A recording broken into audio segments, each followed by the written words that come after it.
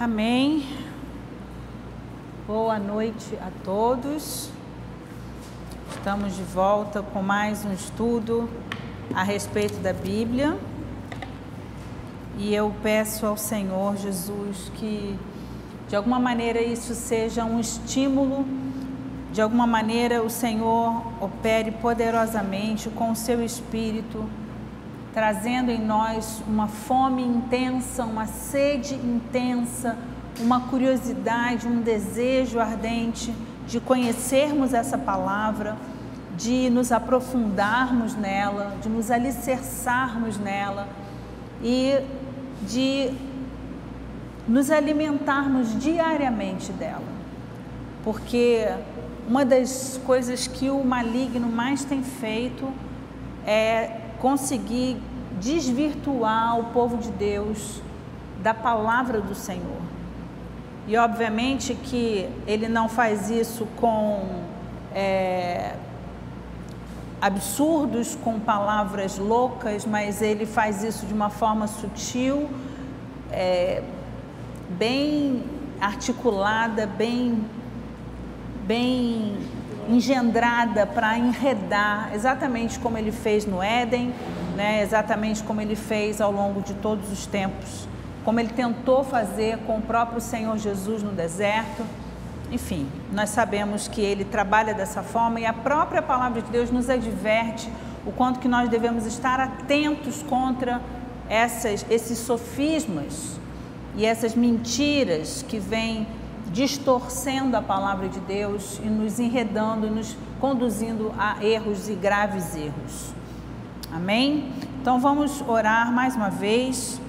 Pai querido, nós te bendizemos por essa noite, clamamos a Ti, Senhor, mais uma vez, pelo mover do Teu Espírito.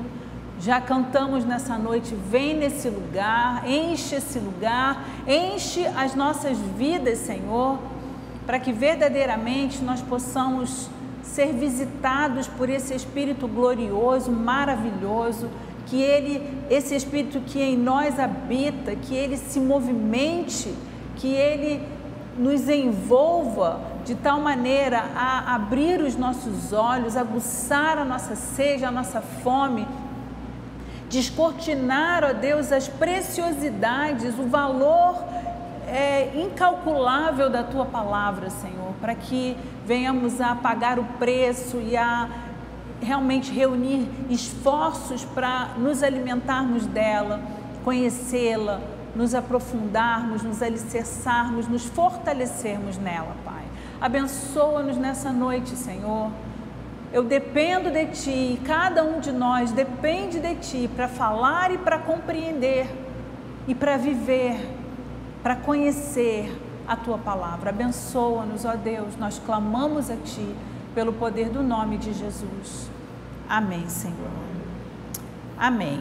Então, hoje nós estamos no terceiro estudo sobre por que a Bíblia. E esse por que a Bíblia, como eu já tenho dito, é o início de muitas perguntas, né? Por que precisamos, por que a Bíblia deve ser lida, por que a Bíblia é a palavra de Deus? E hoje nós vamos estar tentando responder essa pergunta. Por que a Bíblia deve ser lida seguindo alguns princípios de interpretação? Eu escuto muitas pessoas, muitas vezes eu mesma já vivi essa realidade, de dizer, eu leio a Bíblia e não entendo nada, né? Então, assim, existem alguns princípios de interpretação para nós lermos e compreendermos as Escrituras. Obviamente que eu não posso entender a Bíblia de acordo com a minha própria interpretação, né? Porque este, inclusive, é um dos princípios que vão pautar a nossa forma de interpretar a Bíblia. Então, o que eu quero abordar hoje é isso. Nós já compreendemos porque a Bíblia deve ser lida, mas eu quero hoje também abordar essa questão. Então, vamos falar sobre princípios de interpretação da Bíblia.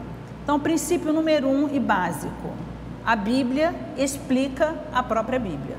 Então, eu não posso simplesmente pegar um texto qualquer e dar uma explicação da minha cabeça ou uma explicação inspirada por um anjo que apareceu para mim, como já aconteceu aí em algumas situações, e realmente isso não é bíblico.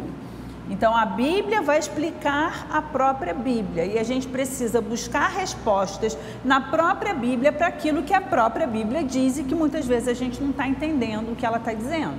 Então nós vamos buscar essas respostas na Bíblia, porque ela é um livro completo, ela é um livro pleno, ela é um livro que traz resposta para todas as nossas necessidades, né? Então lá no Salmo 119, no verso 160, se você não sabe, o Salmo 119 é o maior capítulo da Bíblia. A gente vai ler o versículo 160 de um capítulo que é o Salmo 119. A palavra de Deus nos diz assim: as tuas palavras são em tudo verdade desde o princípio, e cada um dos teus justos juízos dura para sempre. Isso quer dizer o quê? Que tudo o que o Senhor falou desde Gênesis 1 até o final de Apocalipse capítulo 22, a Bíblia vai estar falando coisas que não serão descartadas, elas não serão excluídas, são palavras que serão consideradas e elas mesmas estarão se complementando, como nós já falamos isso na semana passada. Então, desde o princípio, as palavras das Escrituras são palavras verdadeiras e os seus juízos são eternos, eles não passarão, né? As minhas palavras não passarão. Então, a gente precisa compreender isso. Nós precisamos ver tudo, porque está tudo interligado. Eu não posso pegar um pedaço da Bíblia e dizer, eu gosto muito dos Salmos, e aí eu me prendo em ler só os Salmos. Eu gosto muito das cartas, aí eu me prendo em ler apenas as cartas. Ou eu gosto muito do livro de Provérbios e eu leio apenas Provérbios. Não, nós precisamos ler toda a palavra. Por quê? Porque em toda ela a gente vai encontrar resposta para muitas coisas que estão ali sendo ditas e que às vezes a gente não consegue, a princípio, num trecho isolado, compreender, ok? Então, de novo, eu escutei essa frase e eu gostei muito dela. O Velho Testamento ilustra o Novo Testamento e o Novo Testamento explica o Velho, ou seja, eles se complementam. Um ilustra, o outro explica. Ok, então vamos seguir segundo princípio de interpretação bíblica. Devemos observar os contextos. Óbvio que nós não podemos pegar textos isolados, porque qualquer texto isolado é facilmente distorcido, é facilmente conduzido em qualquer direção que a gente queira. Então a gente precisa observar o contexto em que o texto está sendo apresentado. Então vamos pensar em contexto bíblico, né? Existem dois contextos importantíssimos, um é o contexto bíblico e o outro é o contexto histórico, e a gente precisa estar atento a essas duas coisas. Vamos falar primeiro do contexto bíblico. Contexto bíblico, a gente vai prestar atenção. Quem é que está falando naquela narrativa? Por que está falando aquilo? Com quem está falando aquilo? E aí o contexto bíblico, ele não diz respeito apenas ao texto que a gente está lendo diretamente, né? Mas ele também diz respeito a um contexto de toda a Bíblia. Entende? Então, é o contexto daquela situação que está sendo narrada naquele determinado livro, capítulo, versículos, mas também é um contexto onde tudo isso está inserido, que é em toda a Bíblia. E a gente tem que compreender tudo isso. Então, eu vou dar um exemplo para vocês. Uma pergunta que eu fazia há tempos atrás. Eu, no começo da minha vivência com Deus, nos meus remotos 17 anos, tem muito tempo, eu não entendia determinadas coisas. E uma das coisas que me deixava confusa era a forma como Jesus repreendia os fariseus. Jesus é sempre muito duro com os fariseus, ele é sempre muito enfático, né, com os fariseus. Ele chama os fariseus de hipócritas, de raça de víboras. Ele fala palavras duras para os fariseus. E eu ficava confusa, por que Jesus fazia dessa maneira com os fariseus, quando ele era tão misericordioso, tão amoroso com outras pessoas, pecadores e etc e tal. E aí a gente precisa entender o contexto onde Jesus fala todas essas palavras e também o contexto da Bíblia onde tudo isso está inserido. Então vamos pensar no princípio bíblico fundamental que está por trás dessa questão. Deus se aborrece e rejeita aquilo que não é praticado com sinceridade de coração. Porque Deus se aborrece da mentira. Deus se aborrece da hipocrisia, Deus se aborrece daquilo que não é verdadeiro, ok? Então, por exemplo, nós lemos em Isaías, no Velho Testamento, o profeta Isaías, Deus repreendendo aquele povo que o louvava de lábios, mas que tinha o coração longe dele. E aí nesse texto, Deus pergunta ao povo, o que vocês esperam alcançar com isso? Vocês jejuam, vocês oram, vocês me louvam, mas é apenas de lábios. Vocês não fazem isso de coração. O coração de vocês está longe de mim. Ou seja, não há coerência entre o que a palavra diz e o que o coração de fato sente. E lembre-se que Deus, ele sonda o coração. Então não há como a gente separar essas duas coisas diante do Senhor. Aí a gente vai para o Novo Testamento, a gente vê Jesus repreendendo duramente os fariseus pela hipocrisia deles. E aí a gente vai lá para o apóstolo Paulo, nas cartas, e a gente vê Paulo instruindo a igreja a se afastar daqueles que, se dizendo irmãos, praticam e vivem deliberadamente em pecado. O que é viver deliberadamente em pecado? É você saber o que a Bíblia condena e ainda assim continuar praticando, uma escolha pessoal. Isso é uma escolha de cada um. Então, a gente percebe nesses três contextos, né? No Velho Testamento, nos evangelhos com Jesus e nas cartas dos apóstolos, a gente percebe essas três situações que dizem a mesma coisa. Ou seja, qual é o princípio bíblico? Deus se aborrece e rejeita a falsidade e a hipocrisia. E era o que os fariseus faziam. Eles caminhavam em arrogância, achando que eles eram muito santos, muito puros, porque eles praticavam exteriormente a lei, mas no íntimo e no coração deles, eles não viviam a lei. Então, isso, como Jesus discernia essas coisas, Jesus era enfático com eles, denunciando essa prática. Então, é importante a gente conhecer esse contexto do texto e o contexto bíblico para a gente compreender a razão de certas coisas que são ditas na palavra de Deus. Então, vamos pensar também que a gente precisa compreender o contexto histórico da palavra.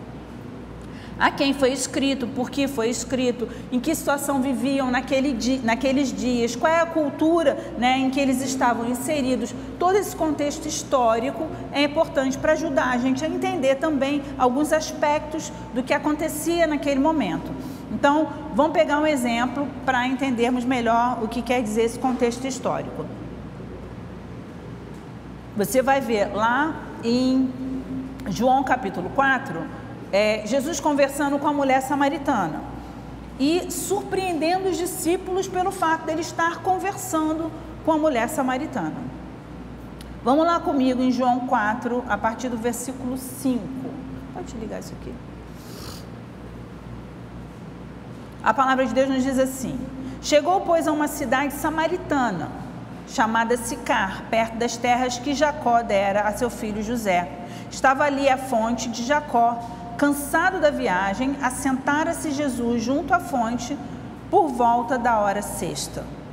Nisto veio uma mulher samaritana tirar água. Disse-lhe Jesus: dá-me de beber, pois seus discípulos tinham ido à cidade para comprar alimento. Então lhe disse a mulher samaritana: como sendo tu judeu, pedes de beber a mim, que sou mulher samaritana? Porque os judeus não se dão com os samaritanos. Então, primeiro contexto histórico, os judeus não se davam com os samaritanos. Isso era uma questão cultural e, na verdade, muito histórica, de tempos remotos do Velho Testamento. Então, vamos lá, a partir do verso 19. Senhor, disse-lhe a mulher, vejo que tu és profeta. Nossos pais adoravam neste monte, vós, entretanto, dizeis, vós os judeus, entretanto, dizeis que em Jerusalém é o lugar onde se deve adorar. Disse-lhe Jesus: mulher, podes crer que a hora vem, quando nem neste monte, nem em Jerusalém adorareis o Pai. Vós adorais o que não conheceis. Nós adoramos o que conhecemos, porque a salvação vem dos judeus. Mas vem a hora, e já chegou, em que os verdadeiros adoradores adorarão o Pai em espírito e em verdade, porque são estes que o Pai procura para seus adoradores. Deus é espírito e importa que os seus adoradores o adorem em espírito e em verdade. Eu sei, respondeu a mulher, que há de vir o Messias chamado Cristo. Quando ele vier, nos anunciará todas as coisas. Disse-lhe Jesus: eu o sou, eu que falo contigo. Neste ponto chegaram os seus discípulos e se admiraram de que estivesse falando com uma mulher. Todavia, nenhum lhe disse: que perguntas? Ou, por que falas com ela? Então, Jesus estava falando com uma mulher, e uma mulher samaritana, mas por que os discípulos se incomodaram tanto com isso? Vamos entender todo o contexto histórico. Os fariseus, que eram os doutores da lei, que eram aqueles que ensinavam aos judeus os preceitos da lei, aquilo que era certo, aquilo que era errado, aquilo que devia ser praticado, seguido, obedecido. Os fariseus, eles evitavam contato com mulheres que não fossem parentes. Então não se tinha contato, os homens não tinham contato com mulheres, apenas as que eram parentes. Os rabinos, eles entendiam que todo samaritano era ritualmente considerado imundo. Então ainda mais eles não falavam com os samaritanos. Eles os consideravam pessoas imundas que não seguiam os preceitos bíblicos da lei, né, os princípios das escrituras. Aqui nesse texto, Jesus ensinava a uma mulher. E aí também a gente precisa entender que os fariseus pensavam que seria melhor queimar a Torá, que é a lei de Deus, do que entregá-la a uma mulher. Olha que bonito isso. É melhor queimar do que entregar a uma mulher. Esse era o conceito deles naquela época. Quanto à questão de adorar, por exemplo, neste ou naquele monte, né? Os judeus adoravam no templo em Jerusalém, que foi o templo que Salomão construiu para a adoração. E Jerusalém era a cidade, né, de Deus, e por isso o templo ali também estava. Os samaritanos, por sua vez, eles haviam construído um templo rival, um templo no monte Gerizim. Então eles adoravam naquele monte. Mas por quê? Porque Samaria, na verdade, era resultado de um misto de muitos povos. Foi uma cidade que passou sob o domínio de vários povos e por isso ela tinha influência de diversas culturas, de diversas idolatrias e essa confusão, esse misto de religiões, né? de orientações religiosas. E por isso eles criaram esse templo rival, vamos adorar aqui, pronto. E aí tudo fugia dos parâmetros estabelecidos por Deus. Então é uma série de detalhes históricos que trazem melhor compreensão a esse texto, e a gente começa a entender por que então todo mundo estava muito surpreso de Jesus estar falando com uma mulher samaritana. Isso também ajuda a gente a entender o contexto histórico, ok? Terceiro princípio de interpretação bíblica, e esse é de extrema importância, não que os outros não sejam, mas é porque esse vai permear muitas coisas o tempo inteiro entre Velho e Novo Testamento, que é o seguinte: a tipologia bíblica. E o que é a tipologia bíblica? É o estudo da relação entre o Velho Testamento e o Novo Testamento. Existe uma relação entre os dois testamentos. O Velho trazendo o retrato da Velha Aliança, o Novo Testamento trazendo o retrato da Nova Aliança. E o que uma coisa está relacionada com a outra. Então, eventos, pessoas ou declarações que foram ditas no Velho Testamento são vistos como tipos pré-figurados e substituídos por antítipos, eventos ou aspectos de Cristo ou de sua revelação descrita no Novo Testamento. Então, o que quer dizer essa palavra antítipo? Eu confesso que eu nunca tinha ouvido falar, mas eu estou estudando para ensinar e aí a gente aprende junto, glória a Deus por isso. O antítipo, na verdade, é o cumprimento do tipo. Então, o tipo traz, né, aquela exposição, aquela imagem, e o antítipo é o cumprimento dessa imagem, ok? Mais ou menos é como se fosse o seguinte: eu, diante do espelho, o espelho tem o meu reflexo, e eu sou o cumprimento desse reflexo. É como se fosse isso. Entende? A imagem do espelho é o tipo e a minha própria pessoa é o antítipo daquela imagem do espelho, ok? Então vamos lá. A tipologia, que é o que a gente está estudando agora, ela é uma ferramenta da exegese. Exegese. A exegese é um termo grego que significa puxar de dentro para fora. Ou seja, é você buscar de fato compreender a mensagem original, não aquela que parece, não aquela que foi de alguma forma contada de boca em boca, que chegou em algum lugar, mas é a mensagem original de um texto. E isso que a gente vai buscar compreender. E então a tipologia ela é uma ferramenta para se compreender essa mensagem original. Então vamos pegar um exemplo. João capítulo 3, a partir do verso 14. A gente vai ver o seguinte, diz assim, esse texto até a gente já viu na semana passada. E do modo por que Moisés levantou a serpente no deserto, assim importa que o Filho do Homem seja levantado para que todo o que nele crê tenha a vida eterna, ok? Então a gente tem a imagem de a serpente de bronze que foi erguida no deserto e essa serpente é comparada com a imagem do Filho do Homem, Jesus Cristo, sendo levantado na cruz do Calvário. Então a serpente de bronze é o tipo e Jesus crucificado é o antítipo, ou seja, é a veracidade daquela imagem projetada inicialmente. Então vamos entender mais esse contexto, né? O que tudo isso quer dizer. Vamos lá para Números, capítulo 21, a partir do verso 4, que é o texto que narra essa situação da serpente de bronze sendo erguida numa haste no deserto. Então partiram do Monte Ó, pelo caminho do Mar Vermelho, a rodear a terra de Edom. Isso quem era? Era Moisés guiando o povo de Israel que havia deixado o Egito. Eles ainda estavam peregrinando no deserto. Então eles peregrinando ali, né, pelo caminho do Mar Vermelho, a rodear a terra de Edom, porém o povo se tornou impaciente no caminho. Vocês conhecem uma semelhança com alguma coisa? Vamos pensar que isso tudo diz respeito a nós também, né? Nós também peregrinamos nessa terra. Quantas vezes nos fazemos impacientes? Preste atenção para que isso seja lição para a sua vida, para a minha vida, porque tudo isso foi palavra de Deus escrita para o nosso ensinamento. Então vamos lá. E o povo falou contra Deus, porque ele ficou impaciente no caminho. Falou contra Deus e contra Moisés. Porque nos fizeste subir do Egito para que morramos nesse deserto, onde não há pão e nem água. Pausa para entender essa pergunta que para mim é louca. Por que você fez a gente sair do Egito? Oi? Não é porque vocês eram escravos, estavam sendo surrados, explorados, seus filhos estavam sendo assassinados, mortos, suas mulheres violadas, não era por isso? Vocês não estavam clamando a Deus por libertação?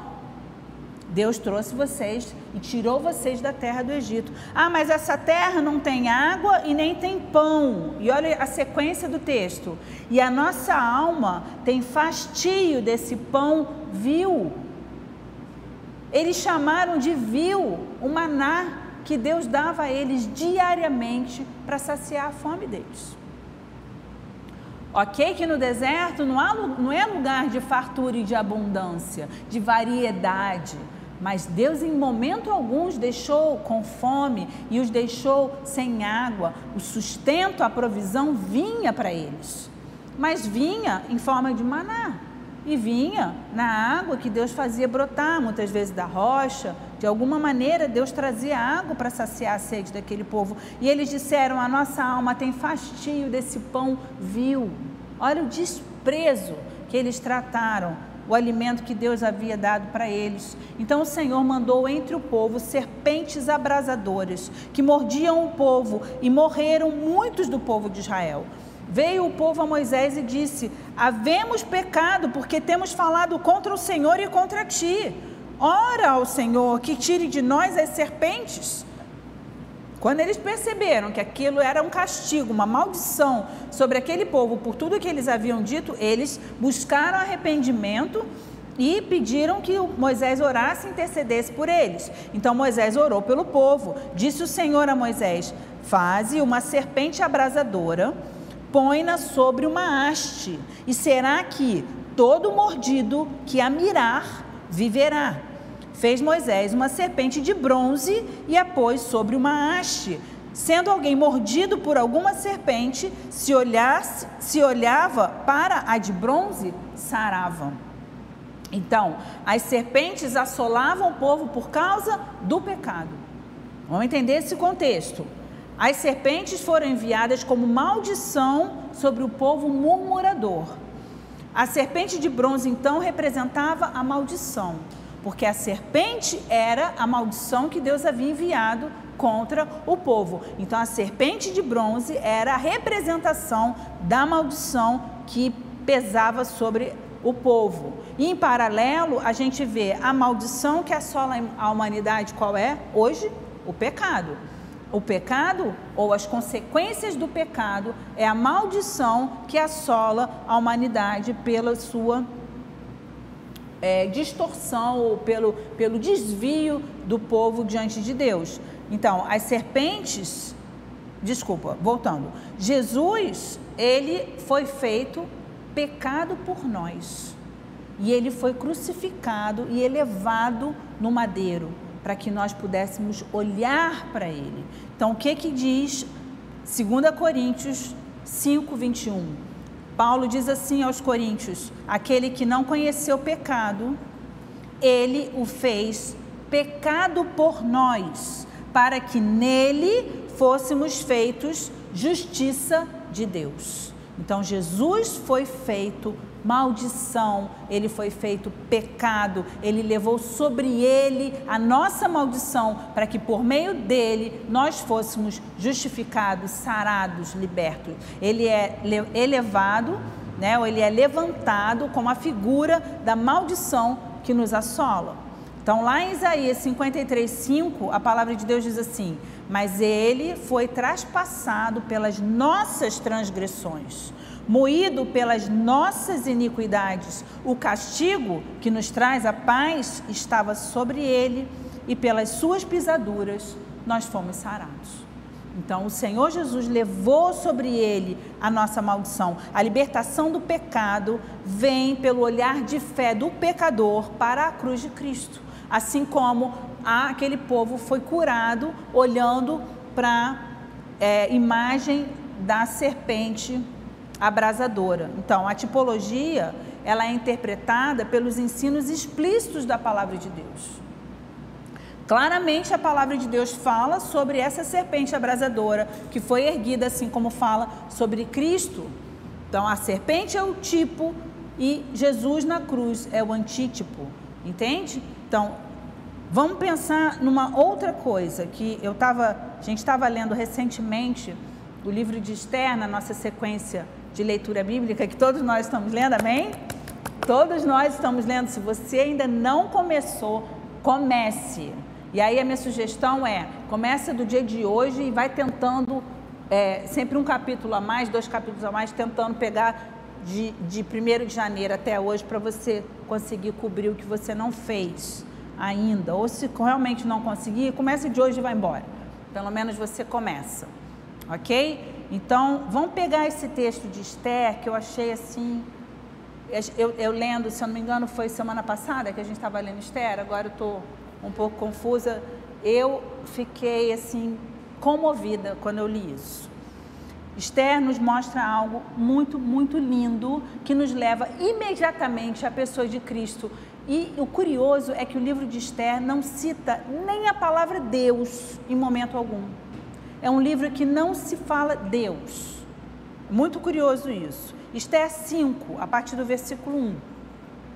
A palavra de Deus diz assim: ao 3º dia, Esther se aprontou com seus trajes reais. Só para contextualizar, quem não conhece o livro de Esther, o povo de Israel estava cativo na Babilônia, e depois da Babilônia passou o cativeiro para a Pérsia, para os medos e persas que dominaram Babilônia, e por conseguinte aqueles povos que já estavam dominados por ela, e o povo de Israel estava ali naquele meio, E Esther, que era uma moça judia, foi escolhida para substituir uma rainha desse rei Assuero, que era um rei medo-persa. E aí ele escolheu a Esther para substituir essa rainha, ok. E aí havia um homem poderosíssimo nesse reino que se chamava Amã e que estava com raiva do primo de Esther, porque o primo de Esther era um homem absolutamente fiel ao rei inclusive, e acima de tudo fiel a Deus, mas ele não era o tipo que fica paparicando e bajulando, e aí ele ficou com raiva, porque ele era um homem extremamente vaidoso, arrogante, e ele quis de todo jeito exterminar, literalmente exterminar todos os judeus do reino, todos. E aí ele induziu o rei a um decreto, e o decreto dos medos e dos persas, uma vez decretado, não se revogava, nem o rei podia revogar. E aí ele induziu o rei a estabelecer um decreto, dizendo que em determinado dia, hora, todos os judeus seriam mortos, e os seus bens saqueados, e ficaria por isso mesmo. E aí então Mordecai, que era o primo de Esther, fez ela saber disso, e aí falou: vai ao rei interceder por nós. E aí ela disse: mas eu não posso entrar na presença do rei. Ninguém pode entrar na presença do rei sem ser chamado. Qualquer um que se atreva a fazer isso é morte, é sentença de morte, não interessa quem é. E aí então Mordecai disse para ela assim: olha, eu acho bom você ir, porque quem sabe foi para isso que você foi eleita rainha, para servir de instrumento de salvação para todo o nosso povo. E aí ela disse, é o que está dizendo aqui, ela pediu então você pede a todos que jejuem comigo. Eu e minhas servas jejuaremos, e vocês também jejuem comigo por 3 dias e 3 noites. Se fizer esse jejum, e aí diz aqui o texto, capítulo 5, versículo 1. Ao terceiro dia, Esther se aprontou com seus trajes reais e se pôs no pátio interior da casa do rei, defronte da residência do rei. Ou seja, o rei estava com o seu trono ali, na direção da porta, e Esther, toda bonita, bem trajada, chegou na cara de pau e parou ali na porta, em frente, na reta do trono do rei. O que o rei faria? E aí aqui a palavra de Deus diz assim: o rei estava assentado no seu trono real, fronteiro à porta da residência. Quando o rei viu a rainha Esther parada no pátio, alcançou ela favor perante ele. Estendeu o rei para Esther o cetro de ouro que tinha na mão. Esther se chegou e tocou a ponta do cetro. Então lhe disse o rei: que é que tens, minha rainha? Que é que tens, rainha Esther? Ou qual é a tua petição? Até metade do reino se te dará. Eu estava lendo esse texto e eu fiquei imaginando aquela cena. Eu entrei no mundo da minha cabeça, imaginando aquela cena. E na mesma hora eu pensei o seguinte: nós servimos a um rei. Nós servimos a um rei que está sentado em um trono soberano, que ninguém tem acesso a ele, porque qualquer um que tentasse chegar à presença desse rei por si só, ele era o quê? Morto. Se nós voltarmos, vamos voltar no contexto bíblico. Da onde você está tirando isso? Tá, então vamos voltar no contexto bíblico para a gente entender o que a Bíblia nos ensina. Tabernáculo montado por Moisés sob os cuidados e ordem de Deus. O que o tabernáculo tinha? Ele tinha uma área que era destinada a todo o povo. Ele tinha uma área que era destinada aos sacerdotes, e ele tinha uma área que era destinada apenas ao sumo sacerdote, uma vez por ano. E esse sumo sacerdote tinha que entrar com sangue e absolutamente dentro de todos os protocolos, porque senão ele era fulminado dentro do Santo dos Santos. Servimos a um rei que, se entrarmos na presença dele, do jeito que a gente tiver, seremos fulminados, seremos mortos. E aí, naquela hora, qual foi o diferencial para Esther ser aceita na presença do rei? Foi a demonstração daquele cetro de ouro. O cetro de ouro era a permissão para que Esther entrasse na presença do rei. Quem permite a nossa entrada na presença do Deus Altíssimo? senão Jesus Cristo com seu sangue derramado na cruz, cobrindo os nossos pecados e pagando as nossas dívidas. Esse cetro de ouro é a representação do próprio Senhor Jesus, que abre o consentimento para que nós, uma vez lavados no seu sangue, possamos ter acesso à presença de Deus. Olha que coisa linda, linda, linda, linda. E aí, o que a gente tem quando a gente tem acesso à presença de Deus por meio do sangue, do sacrifício de Jesus na cruz, que nos purifica de todo pecado? Nós temos acesso ao seu reino.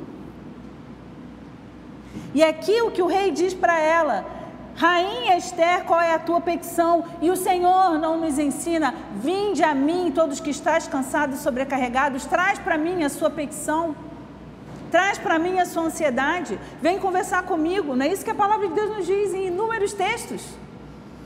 E ele diz: até metade do reino se te dará. Nós fomos feitos filhos e herdeiros de Deus, temos parte de herança desse reino. Gente, isso é muito lindo. Isso é muito lindo. E aí vamos então lá para Hebreus capítulo 4, a partir do verso 14, né? Tendo, pois, a Jesus, o Filho de Deus, como grande sumo sacerdote, que penetrou os céus, conservemos firmes a nossa confissão, porque não temos sumo sacerdote que não possa compadecer-se das nossas fraquezas. Antes, foi ele tentado em todas as coisas à nossa semelhança, mas sem pecado. Acheguemo-nos, portanto, confiadamente junto ao trono da graça, a fim de recebermos misericórdia e acharmos graça para socorro em ocasião oportuna. Não era exatamente isso que Esther estava vivendo? Ela não estava chegando no trono para pedir graça e misericórdia e socorro numa ocasião em que ela estava precisando de ajuda? Era exatamente isso que ela estava vivendo, só que aqui Jesus se faz o sumo sacerdote, aquele que tem acesso direto ao trono de Deus, e por meio dele nós chegamos à presença de Deus. Assim como o sumo sacerdote representava todo o povo diante de Deus, Jesus também nos representa, e não apenas nos representa, ele rasgou o véu que separava o santo dos santos do lugar santíssimo, para que nós todos pudéssemos ter acesso ao trono da graça. Acheguemo-nos, portanto, confiadamente junto ao trono da graça, a fim de recebermos misericórdia e acharmos graça para socorro em ocasião oportuna. Isso é realmente o tipo e o antítipo exatamente de uma mensagem gloriosa que a palavra de Deus nos ensina. Amém? Então, vamos avançar nessa questão da tipologia. Há dois padrões de correspondência entre o tipo e o seu antítipo. Primeiro padrão de correspondência é entre duas situações históricas, situações que aconteceram de fato e que são uma representação de algo que depois vai ser revelado no Novo Testamento. Então vamos pegar um exemplo aqui, Romanos 5, verso 12, a palavra de Deus nos diz assim: portanto, assim como por um só homem entrou o pecado no mundo, e pelo pecado a morte, assim também a morte passou a todos os homens, porque todos pecaram. Romanos 5,14. Entretanto, reinou a morte desde Adão até Moisés, mesmo sobre aqueles que não pecaram, à semelhança da transgressão de Adão, o qual prefigurava aquele que havia de vir. O que esse texto está dizendo? Que Adão era o tipo que prefigurava a Jesus Cristo, que é o antítipo. Tá claro? Então, o que o texto está nos dizendo? Eu vou ler mais um pedacinho, Romanos 8, 29. Porquanto aos que de antemão conheceu, também os predestinou para serem conforme a imagem de seu Filho, a fim de que ele seja o primogênito entre muitos irmãos. Então, assim como Adão, e aqui está sendo dito claramente, porque assim como por um só homem entrou o pecado no mundo, né, mesmo os que não pecaram à semelhança de Adão, passaram também a estar em pecado de igual modo. Então, assim como por Adão, Adão foi a matriz de uma reprodução de todos os homens que vieram a partir dele, e porque ele estava corrompido, todos os que vieram a partir dele também vieram corrompidos na sua natureza. Vamos lembrar que Adão, uma vez tendo desobedecido a ordem de Deus a respeito de comer o fruto que não devia ser comido, a consequência era a morte. E que morte era essa? Era a morte do seu espírito, o seu espírito que deveria estar em comunhão, em conexão com o Espírito Santo de Deus, para que ele fosse guiado então pelo Espírito Santo de Deus, ok? Então, uma vez o espírito morto, Adão entrou na deformidade da sua natureza carnal. E ele então reproduziu todos os demais homens que vieram a partir dele desta maneira, por meio de nascimento, normal. Jesus, por sua vez, ele é a matriz de homens restaurados por meio de um novo nascimento. Então, todo aquele que nasce a partir de Jesus, ele se faz o quê? Nova criatura. Novamente restaurando o seu espírito que havia estado morto e agora vive, e aí então, por conta disso, sendo guiado pelo Espírito Santo de Deus. Então, Adão reproduziu homens deformados, homens desvirtuados, vamos dizer assim, e Jesus reproduz homens transformados, restaurados, restituídos à imagem que Deus estabeleceu. E que imagem é essa? A imagem de seu filho, a fim de que ele seja o primogênito entre muitos irmãos. Tá claro? Então, Adão é o tipo e Jesus é o antítipo. Então, isso é uma correspondência por meio de situações históricas, coisas que de fato aconteceram. Mas existe uma outra correspondência entre o tipo e o antítipo, que é a correspondência entre um padrão celestial e o seu equivalente na terra. E o exemplo claro a respeito disso é o tabernáculo. O tabernáculo que foi dado a Moisés, para que Moisés construísse, e foi dito detalhadamente. Se você for lá na Bíblia, no Velho Testamento, você vai ver lá detalhes, medidas, padrão de tudo, de cor, de material utilizado, de medida, de tudo a respeito de todas as coisas, desde dos utensílios aos móveis, as cortinas, a tenda, tudo que ia ser construído foi minuciosamente detalhado por Deus. Então vamos ver lá. Êxodo 25:9 diz: segundo tudo que eu te mostrar para modelo do tabernáculo e para modelo de todos os seus móveis, assim mesmo os fareis. Aqui Deus está anunciando em Êxodo o que eu vou te mostrar. Aí vamos lá para Êxodo 25:40, diz: vê, pois, que tudo faças segundo o modelo que te foi mostrado no monte. Então Moisés já havia subido ao monte e ele teve a experiência no monte durante aquele período na presença de Deus, e Deus mostrou para ele minuciosamente os detalhes de todos esses componentes do tabernáculo. Então, o tabernáculo foi algo que foi construído, orientado diretamente da parte de Deus. Então vamos lá em Apocalipse 21, a partir do verso 1, diz assim: vi novo céu e nova terra, pois o primeiro céu e a primeira terra passaram e o mar já não existe. Vi também a cidade santa, a nova Jerusalém, que descia do céu da parte de Deus, ataviada como noiva adornada para o seu esposo. Então ouvi grande voz vinda do trono dizendo: eis o tabernáculo de Deus com os homens. Deus habitará com eles, eles serão povos de Deus e Deus mesmo estará com eles. Então, havia algo no céu já reservado para nós, e que nós um dia estaremos exatamente nesse lugar, presenciando e sendo testemunhas oculares dessas coisas, que Deus de alguma maneira trouxe uma representação para a terra. Então, isso é uma correspondência entre coisas celestiais com coisas terrenas.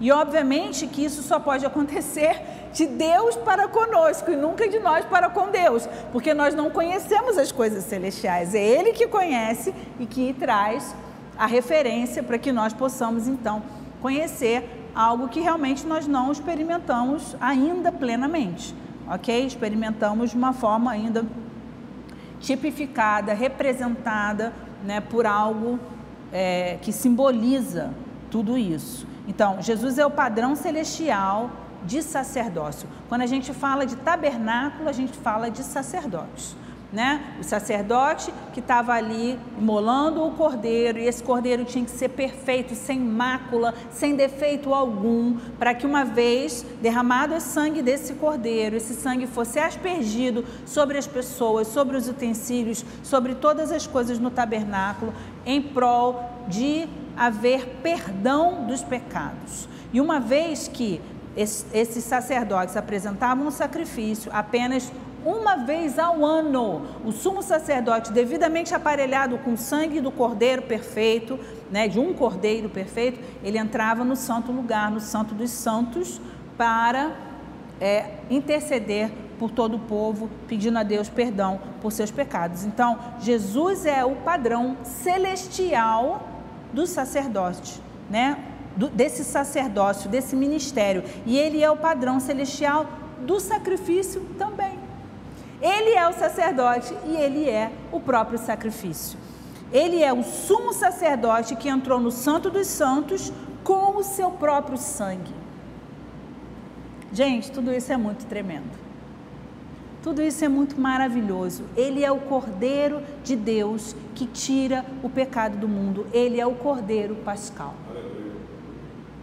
Ele é a representação perfeita de tudo que estava sendo prefigurado lá no Velho Testamento, lá no tabernáculo, no meio daquele povo, por meio daqueles sacerdotes, por meio daqueles sacrifícios. Ok? Então vamos ler lá comigo em Hebreus 9. Vocês me desculpem, mas eu peço desculpas muito entre aspas, porque é óbvio que isso não é por acaso. Nós estamos lendo muitos textos e textos longos, mas eu quero lembrar para a gente que a gente está fazendo um estudo bíblico.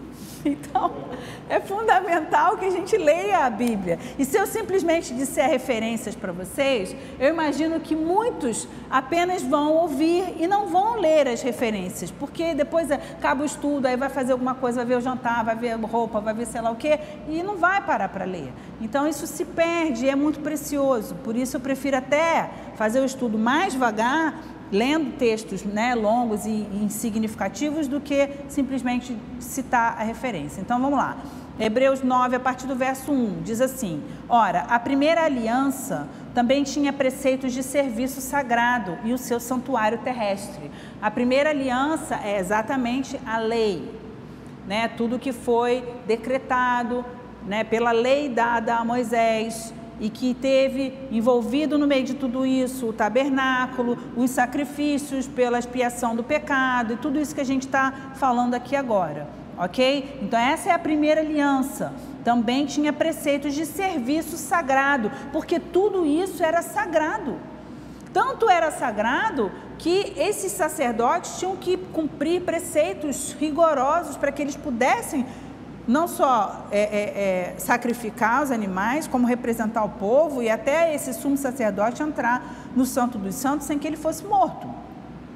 Inclusive, só de curiosidade, o sumo sacerdote entrava no Santo dos Santos com uma corda amarrada no pé, porque se ele demorasse demais, isso podia levantar a suspeita de que, será que ele morreu lá dentro? Deus não o recebeu e ele foi morto, e aí a gente tem que tirar ele de lá, porque se alguém entrar para tirar ele de lá, vai morrer também. Então o homem era tirado de lá, puxado por uma corda, tá? Então você vê a seriedade, né? E quanto isso era considerado realmente sagrado por todos eles. Então os preceitos de serviço sagrado e o seu santuário terrestre, que era o tabernáculo, ok? Com efeito, foi preparado o tabernáculo, cuja parte anterior, onde estava o candeeiro e a mesa e a exposição dos pães, se chama Santo Lugar. Por trás do segundo véu se encontrava o tabernáculo, que se chama Santo dos Santos. Era no Santo dos Santos que entrava o sumo sacerdote, ok? E é exatamente esse segundo véu, para entrar no Santo dos Santos, que foi rasgado de cima para baixo, exatamente no momento em que Jesus expiou na cruz. O véu foi rasgado de cima para baixo. O que a gente entende com isso? Que o próprio Deus eliminou essa separação entre o povo e ele, permitindo que por meio do sangue de Cristo todos nós tivéssemos acesso a sua presença. Glória a Deus por isso. Então, por trás do segundo véu, que foi esse rasgado, se encontrava o tabernáculo que se chama o Santo dos Santos, ao qual pertencia um altar de ouro para incenso e a arca da aliança totalmente coberta de ouro, na qual estava uma urna de ouro contendo o maná, o bordão de Arão que floresceu e as tábuas da aliança, e sobre ela os querubins da glória, que com a sua sombra cobriam o propiciatório. Dessas coisas, todavia, não falaremos agora pormenorizadamente. Então, assim, o apóstolo Paulo, ele dá uma...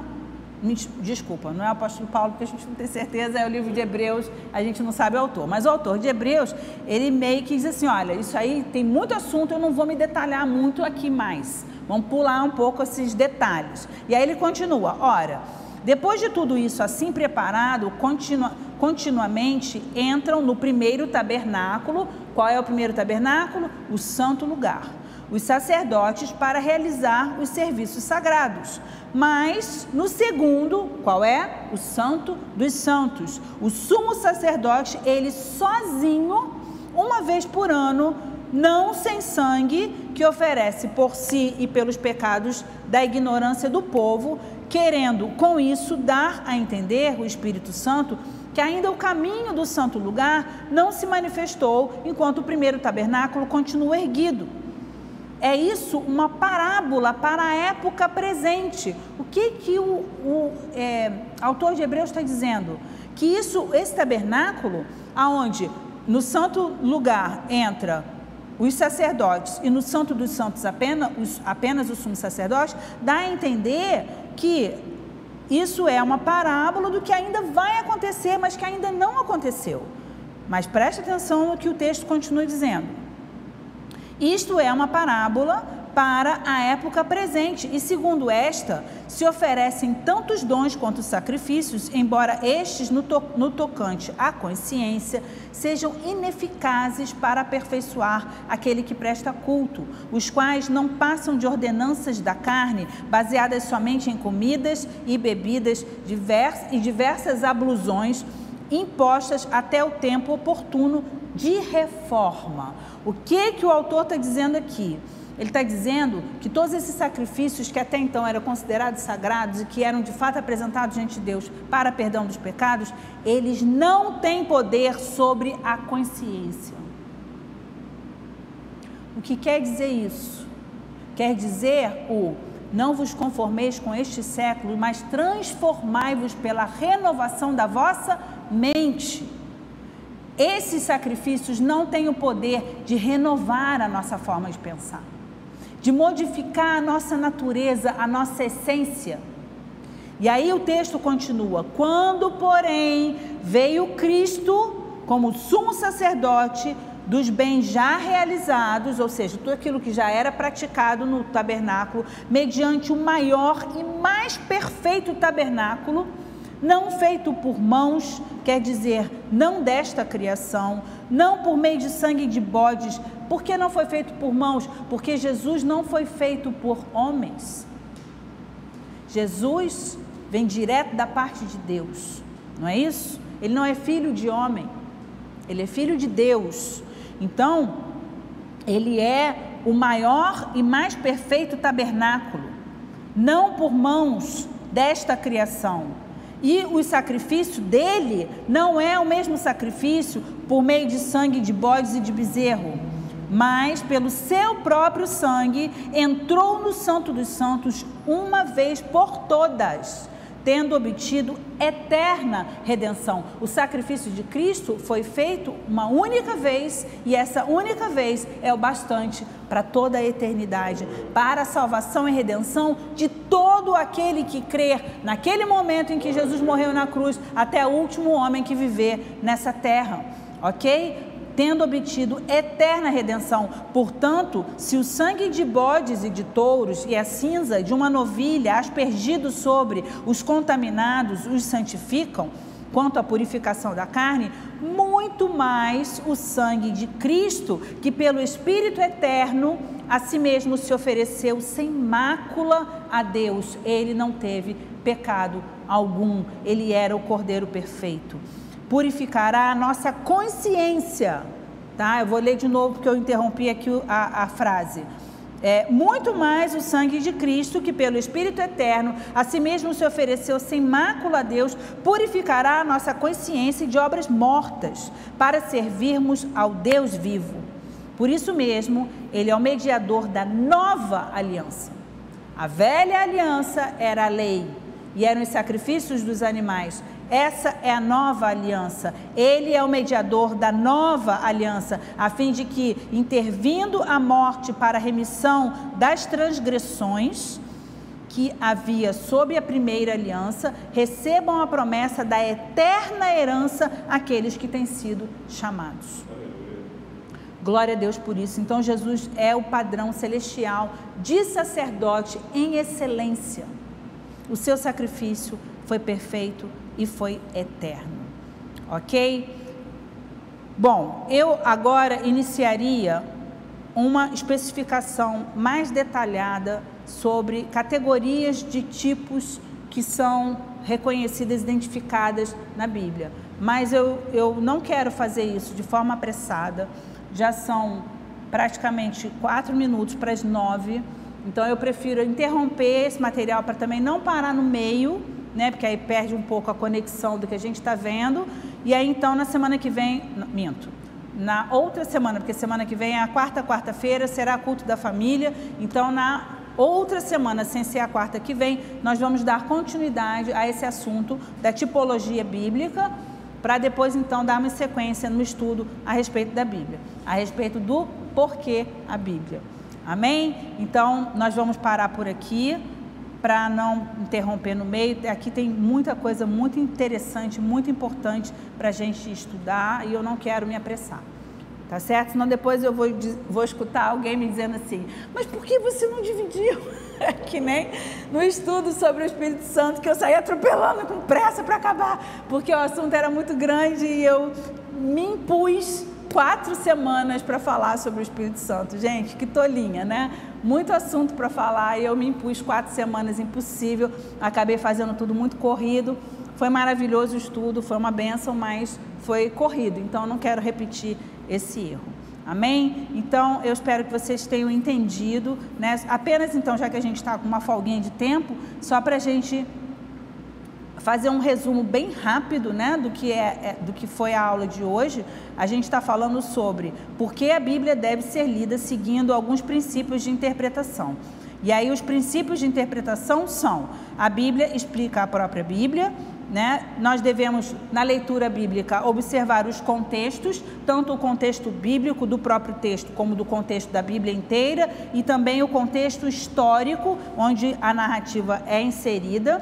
E também nós precisamos compreender a tipologia bíblica, né? E de novo, só para fixar a informação, a tipologia bíblica é o estudo da relação entre o Velho, os elementos do Velho Testamento com aquilo que acontece no Novo Testamento, ok? E só também para fixar, o tipo...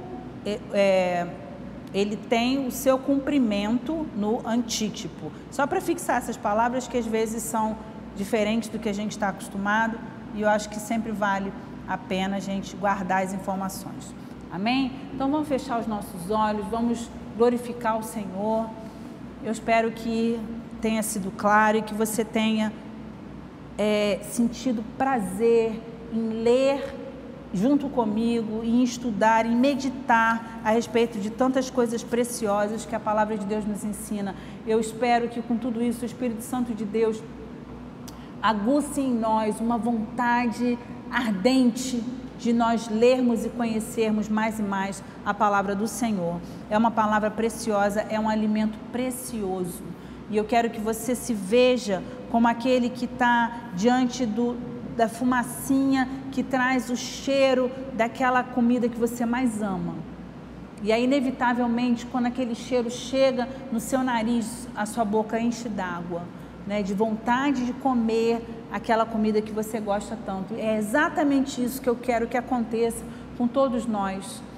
que o estudo a respeito das Escrituras tragam para nós esse cheiro de coisa deliciosa, que aguce em nós uma vontade ardente de ler e conhecer a palavra de Deus, em o nome de Jesus. Pai, nós nos entregamos em Tuas mãos, entregamos, Senhor, mais esse dia de estudo da Tua palavra, te pedindo a Deus que o Senhor nos ajude a compreender mais claramente o que a Tua palavra nos ensina, né? Toda essa analogia e essa questão do tipo, do antítipo, o cumprimento daquilo que o Senhor revelava no Velho e que se cumpria no Novo, e que toda essa correlação, né, que em toda a Bíblia nos faz enxergarmos a Cristo. E eu te peço que tudo isso, Senhor, desperte em nós uma paixão ardente pela pessoa do nosso Senhor Jesus, porque toda a Bíblia diz respeito a Jesus, toda ela revela a pessoa de Cristo, e nós precisamos nos apaixonar por Ti, Senhor Jesus. Tu és o cetro estendido para nós, Tu és o caminho aberto, Tu és a porta que nos permite entrarmos na presença de Deus. Sem Ti nós nada somos, sem Ti nós nada podemos fazer, sem Ti jamais teríamos acesso ao Pai, nós não conheceríamos o Pai. Senhor,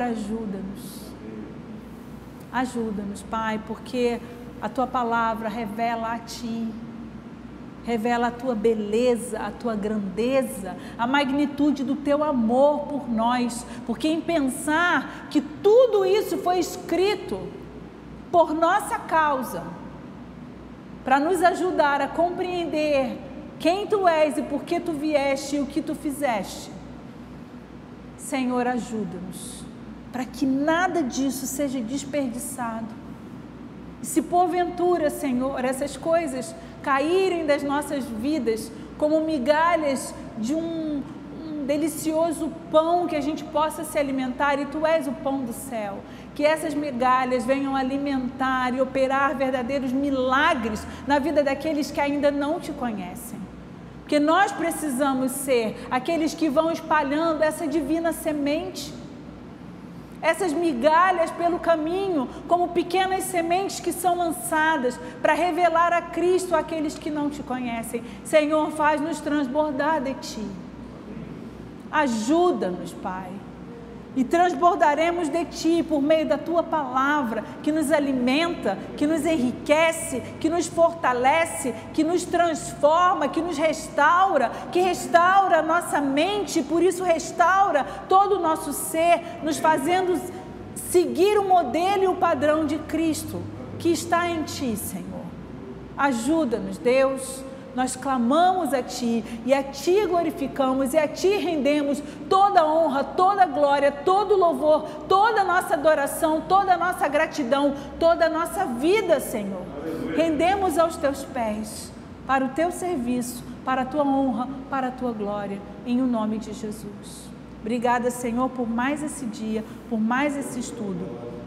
Espírito Santo de Deus, eu Te peço, auxilia-me, Senhor, aquilo que eu não fui clara, ajuda que cada um possa compreender, e ajuda-nos também a fixarmos as informações, para que elas não se percam, Senhor, mas que elas se fixem nas nossas vidas, como o perfume de Cristo, que Ele não se aparte de nós.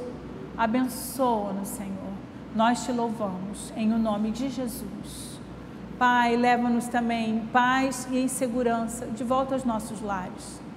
Que a graça do Senhor Jesus, o amor de Deus Pai e a comunhão do Espírito Santo de Deus sejam com todos nós e com todo o Teu povo espalhado pela terra, hoje e para sempre, em nome de Jesus. Amém, Senhor. Louvado seja o Teu nome.